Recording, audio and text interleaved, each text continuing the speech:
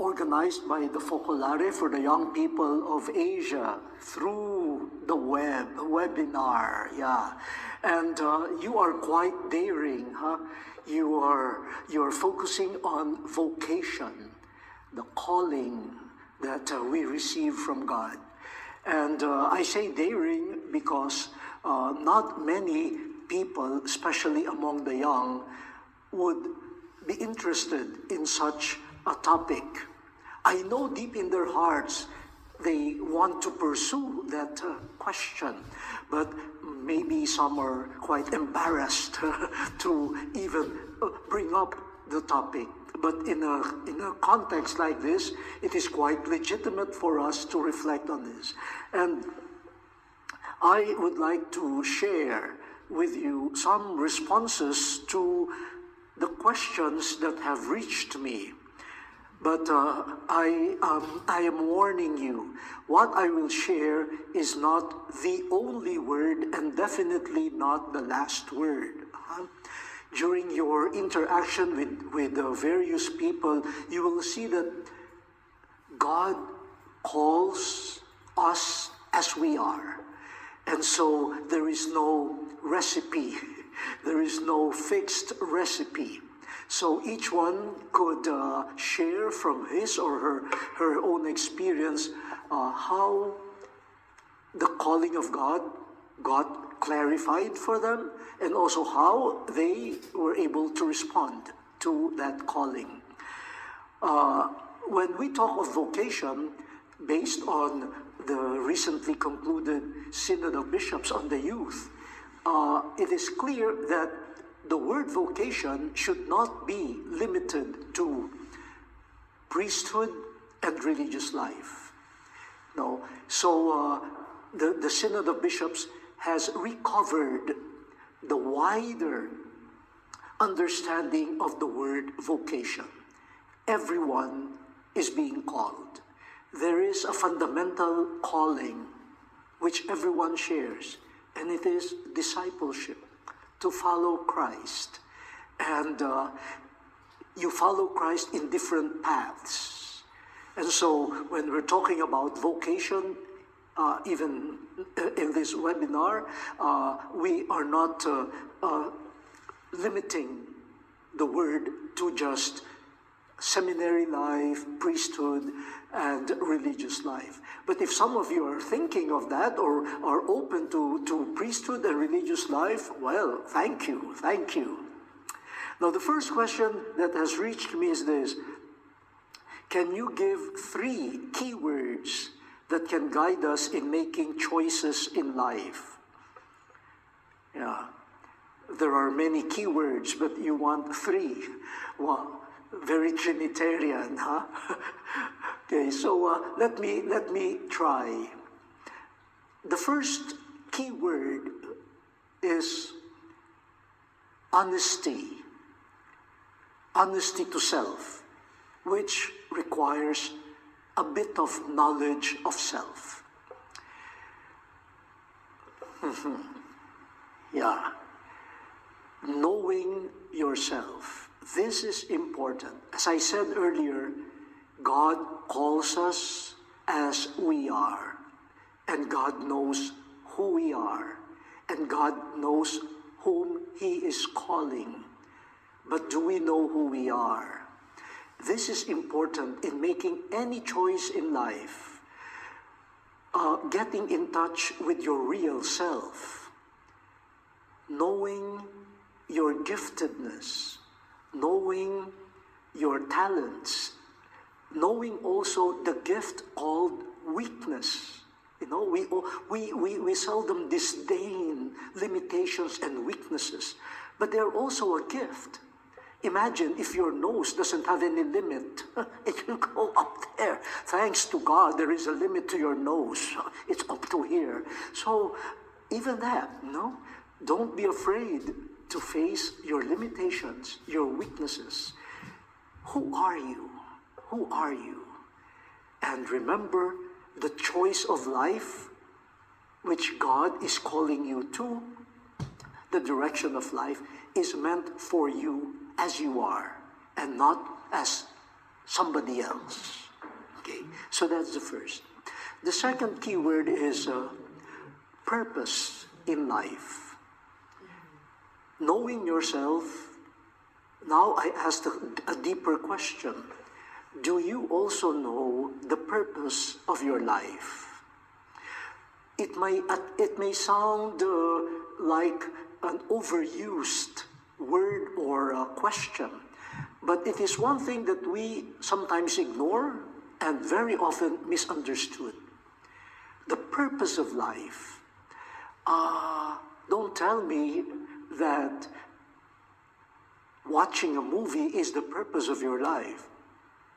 Don't tell me that having a good meal is the purpose of your life. These are all good things, but are they the purpose of your life? Having the latest gadget, the latest model of a cell phone, is that the purpose of your life? I am asking this, and I'm sure you're saying no, no, no.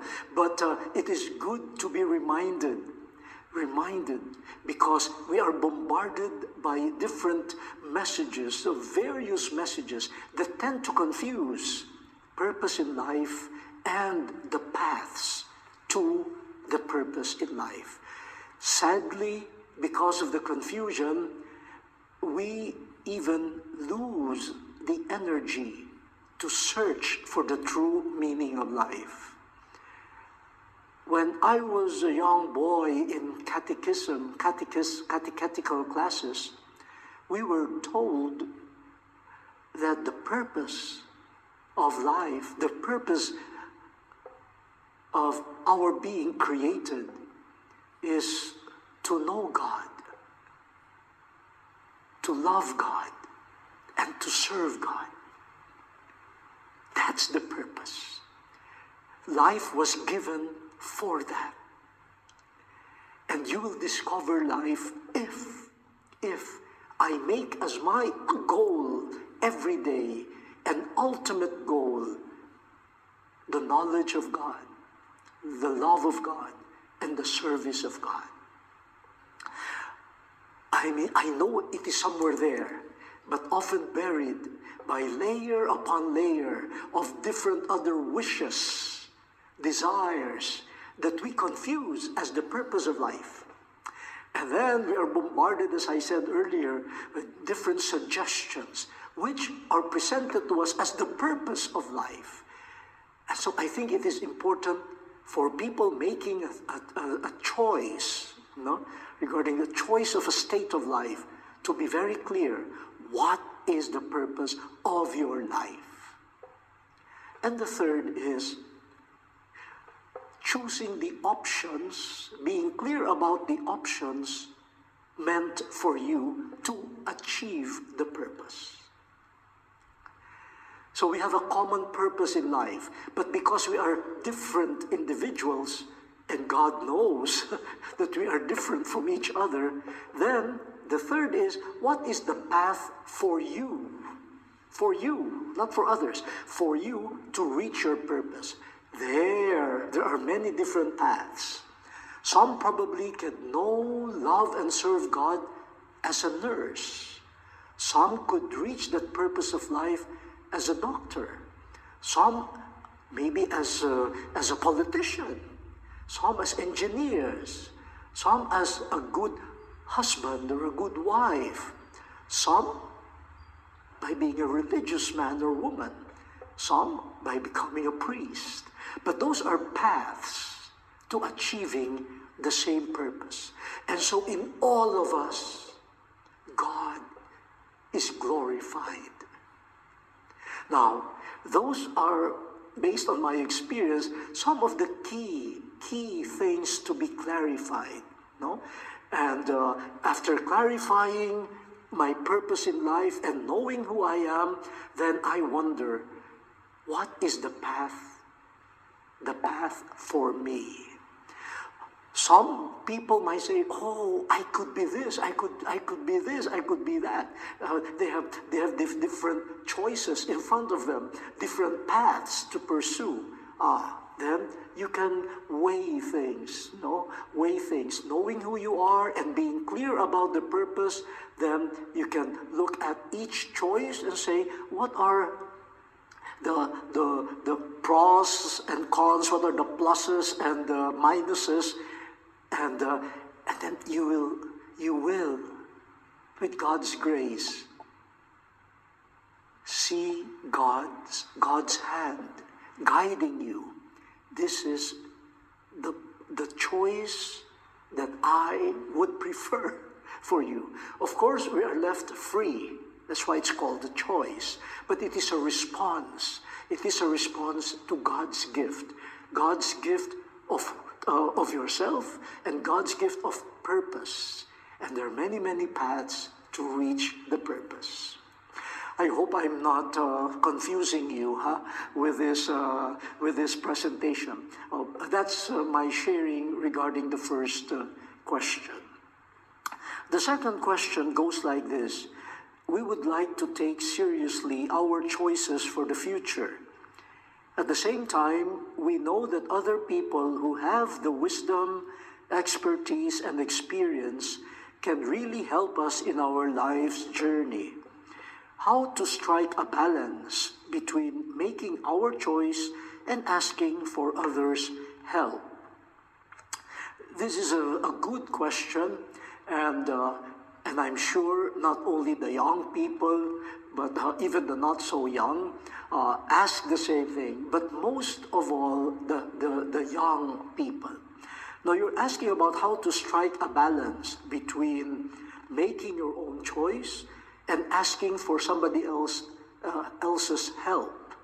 So it is almost like this tension between independence and belongingness, or what other would call independence and intimacy. My self assertion against my need of others. Well, when it comes to making or discerning God's will for me, which hopefully will be my choice of life, the balance here means you need both. We need both. Not only when you are young, but maybe most especially when you are young. Let us purify our thinking. Let us not make the two fight. Let us not make making a personal choice the enemy of asking the help of other people. Let us not make the two contrary to each other. Why? For the very basic reason that each one of us, cannot give to ourselves all our needs. From the time we were conceived in the wombs of our mother, we depended on others in order to grow in who we are. After being born, a baby that is born cannot say, "Leave me alone, I can manage my life." No, no. For that baby to grow into a pleasing personality, that baby needs the assistance of so many people, preparing his or her food, etc., teaching them. It's the rule of life. We discover who we are and what we are meant to be in our relationship with others. There are many things in life that we receive. And having received them, we make them our own. We personalize them. And so that's what the wisdom, the expertise, and the help of other people could do to us. If we receive them as gifts, as help, then they are not contrary to your process of making a choice in life. In fact, their cumulative wisdom could even help you see some things that probably on your own you cannot see. Having said that, we also have to establish the fact that while I welcome the help of other people, I myself must have the courage to make a decision that I assume and not blame others for. That is not anymore relying on others for help.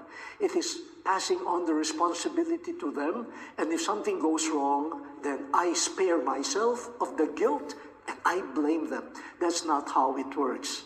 No, we are surrounded by many wonderful people with their help, with their wisdom.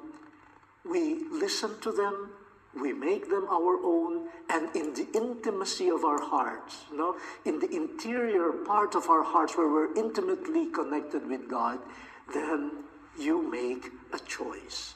But that choice is yours. But your decision was reached because of the help of many, many people. So that is the balance that you're talking about. Have both of them, not choose one against the other. Have both of them, and let both of them affirm each other. As you listen to others, you affirm their wisdom. But as you affirm their wisdom, you affirm also your need to be responsible, to make your personal choice, which has ripened because you have received their gifts. Okay, so these are a few things that I would like to share with you. I'm sure with your interaction among yourselves and your interaction with the other guides that you have, you will be able to expand the horizon and hopefully take the path towards making your choices in life based on the purpose of life which God has given to us in creating us. So God bless you, and thank you for this opportunity to share with you.